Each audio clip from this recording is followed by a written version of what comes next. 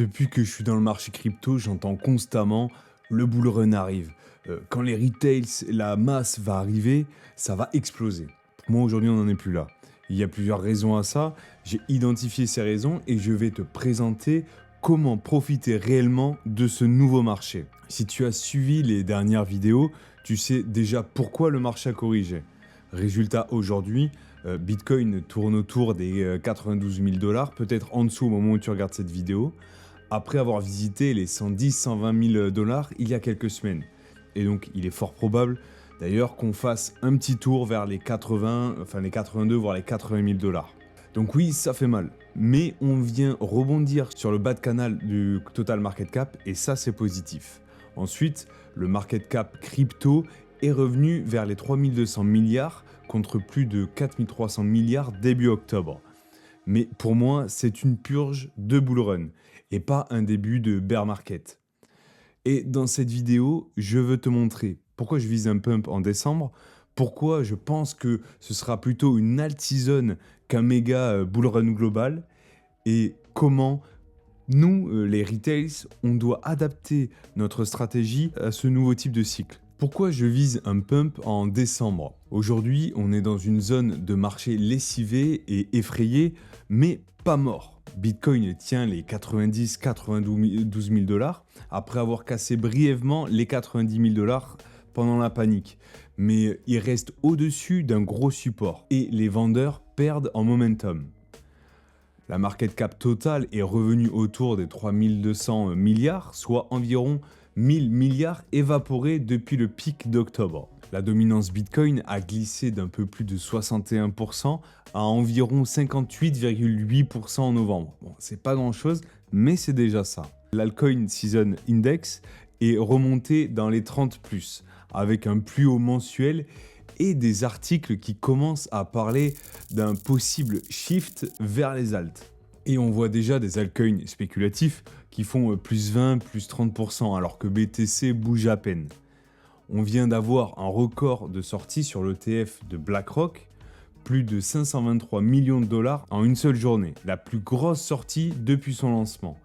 Mais on a aussi les ETF Solana qui commencent à pousser gentiment, et des nouveaux gros acteurs comme Fidelity ou Canary Capital qui proposent aussi désormais des ETF Solana. Côté macro, la Fed a déjà commencé à baisser les taux, mais reste ultra prudente. On est autour de 4%, avec un discours « on avance doucement, on n'est pas sûr de la suite ».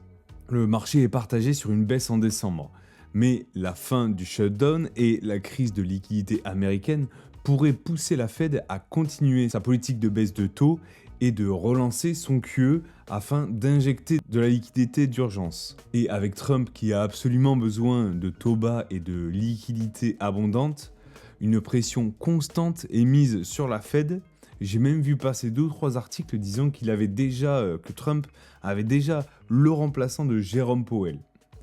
Et pendant ce temps-là, l'or flirte avec les 4100 $ l'once, en hausse de plus de 50% sur l'année, porté par l'achat massif des banques centrales, des retails et les anticipations des cuts. Donc le setup là pour moi il ressemble à ça. Les leviers ont explosé, les ETF qui déchargent et le sentiment général au plus bas. On a une fenêtre de respiration naturelle en décembre. Historiquement, décembre est un mois plutôt positif pour le marché crypto, avec 60% de mois verts et un rendement moyen autour de plus 9-10% pour Bitcoin. Surtout les années de post-halving. Donc mon scénario de base, c'est correction maintenant, consolidation fin novembre, début décembre, puis une jambe haussière sur décembre, avec surperformance des altcoins par rapport à Bitcoin.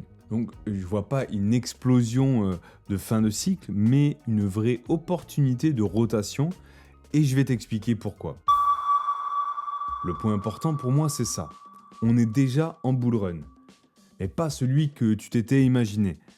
On a tous dans la tête le modèle de 2021 avec une phase parabolique courte, une deuxième en suivant, Bitcoin qui pump fort, puis l'argent se déverse en cascade, c'est-à-dire les liquidités qui affluent Bitcoin, grosse altcoin, les mid-cap, les small-cap, avec une explosion de la demande retail et derrière un violent bear market.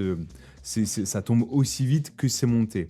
On peut quand même voir que certaines alts et même Bitcoin ont déjà fait le taf, mais sur 2023-2024, avec des hausses phénoménales. Sauf que cette fois, le marché ressemble plus à un escalier qu'à une fusée. Des montées, des grosses corrections, des montées, des grosses corrections, beaucoup plus de temps et une liquidité qui reste collée sur Bitcoin bien plus longtemps. Et c'est là que le fameux « le marché ne se répète pas mais il rime » prend tout son sens. Les cycles se ressemblent, mais dès que tout le monde croit avoir compris la structure, le marché change les règles. On attendait tous une phase ultra parabolique type fin 2021, courte, violente, énorme FOMO avec une alt-season finale qui éclate tout. Et pour l'instant, on a l'inverse. Un bull run plus long, plus professionnel, des corrections plus profondes, mais plus contrôlées. Et une perf globale de Bitcoin bien moins explosive que les cycles précédents. Pourquoi ? Parce que le marché s'est institutionnalisé. L'arrivée des institutions change tout. Depuis les ETF, les fonds de pension, les assurances, les trésoreries d'entreprise, le marché n'est plus un terrain de jeu 100% retail. Alors ça nous a servi et on en a profité, c'est certain, mais il y a quelques conséquences concrètes. Déjà, les gros acteurs ne FOMO pas des micro-caps. Ils achètent Bitcoin, un peu d'Ether, quelques gros noms et parfois des paniers d'alt via des indices. Ils ont des process, donc avec des comités risques, du rebalancing, du stop, du hedging. Donc quand ça monte trop vite, ils vendent. Après, on peut considérer que la liquidité qu'ils apportent devrait découler sur le marché. Mais c'est pas vraiment le cas et on va voir pourquoi un peu plus tard. Ensuite, le halving n'est plus l'élément déclencheur de la hausse. Un an après le halving 2024, Bitcoin fait sa pire perf post-halving de l'histoire en pourcentage. Parce que le marché est plus mûr, plus gros, donc plus compliqué à faire exploser, et que la mécanique est pricée différemment. En parallèle, les projets Web3 ont changé aussi. On n'est plus en mode white paper de 5 pages égale x100. Les investisseurs, surtout pros, attendent des produits qui tournent et surtout qui génèrent du cash, qui génèrent des bénéfices ou qui ont des utilisateurs. Sur les cycles précédents, on misait sur une technologie de rupture qui promettait un futur extraordinaire. Désormais, la désillusion et la professionnalisation des investisseurs, plus l'espèce de plafond de verre qu'on a depuis quelques temps sur ces technologies, où rien n'est vraiment nouveau, on améliore un peu les perfs, on développe une idée déjà existante, etc. Tout ça fait que les investissements sont beaucoup plus contrôlés et moins émotionnels. Mais tout ça, ça veut dire quoi pour nous ? Déjà que le bull run est plus lent, en escalier, plus BTC first, avec des mini-cycles dans le cycle général. L'alt season existe toujours, mais elle est plus courte, plus ciblée. Ce n'est plus tout le marché qui pump en même temps vers un x20. On observe des plus 10, plus 20%. On vient frôler les ATH, puis on corrige directement. Il faut donc adapter sa stratégie et être beaucoup plus vigilant. Mais je vais t'expliquer ça juste après en détail. D'où donc mon scénario perso, petite alt season en décembre, c'est-à-dire une surperf des alts sur BTC, puis même une nouvelle correction possible en janvier-février, puis une autre jambe haussière derrière. Pas un film en 3 actes comme 2017 ou Le Seigneur des Anneaux, mais plutôt une série Netflix saison après saison, où la notion de bull run et de bear market est plus diffuse, moins franche et moins granuleuse. Pourquoi la masse ne viendrait pas d'un coup ? On entend souvent « Attends, la vraie vague retail n'est pas encore là, quand la masse va débarquer, ça va être la folie comme en 2021 ». Sauf que dans un marché qui se construit progressivement en escalier, la masse, les retail ne débarquent pas d'un coup. On a un turnover permanent. Des nouveaux arrivent, découvrent l'écosystème crypto, d'autres se font défoncer sur les alts et repartent. Une partie reste, apprend, s'endurcit, c'est nous. Et les données d'intérêt grand public, Google Trends, etc., ne montrent pas du tout le même genre de mania qu'en 2021 pour l'instant. Pourquoi ? Parce que le retail arrive sur l'émotion, pas sur des beaux fondamentaux. Quand Bitcoin prend 50% en 2 semaines, quand les alts font x3 en 2 jours, que tout le monde en parle au boulot, même à la télévision, là oui, la masse débarque. Mais un marché qui monte en escalier, qui corrige, qui remonte avec des plus 8, moins 12, plus 15%, ça attire presque personne. À part nous, les tarés qui regardent des charts à 23h un mardi, mais c'est voulu. Ce que ça change pour ta stratégie. Et comment j'investis moi. Du coup, le message central de la vidéo, il est là. Le cycle a changé, ta stratégie doit évoluer. Dans un marché plus institutionnel, plus rationnel. Acheter n'importe quel alt et espérer un x20 en 5 mois, c'est beaucoup plus risqué et quasiment impossible statistiquement. Les paris sur les early narratives existent encore, mais la fenêtre est plus courte et l'exécution est beaucoup plus exigeante. Pour moi, ça implique de se concentrer sur quelques leaders, donc les projets qui forcément ont une vraie équipe, une vraie liquidité, un narratif solide, idéalement déjà avec des revenus, des utilisateurs et une utilité claire. Oui, tu peux aussi tenter des plays plus risqués, mais plus avec une logique trading, pas bague de 5 ans, donc avec une toute petite partie de ton capital. Et savoir entrer et sortir, même en perte, accepter d'avoir tort vite pour garder ton capital mobile.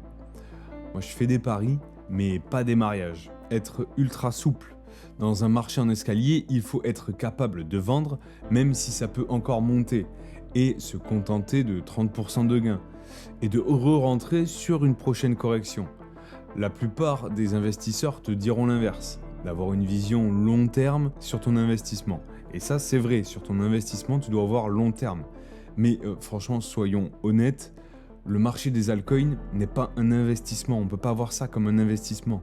On doit avoir une mentalité de trading si on veut aller sur le marché des altcoins. Et dans ce cadre-là, si on a effectivement une alt season en décembre, pour moi, ce ne sera pas hodl à tout prix. Toutes les positions que j'ai prises pendant ce crash seront vendues, à part Bitcoin et Solana. J'ai une stratégie particulière sur ces deux-là.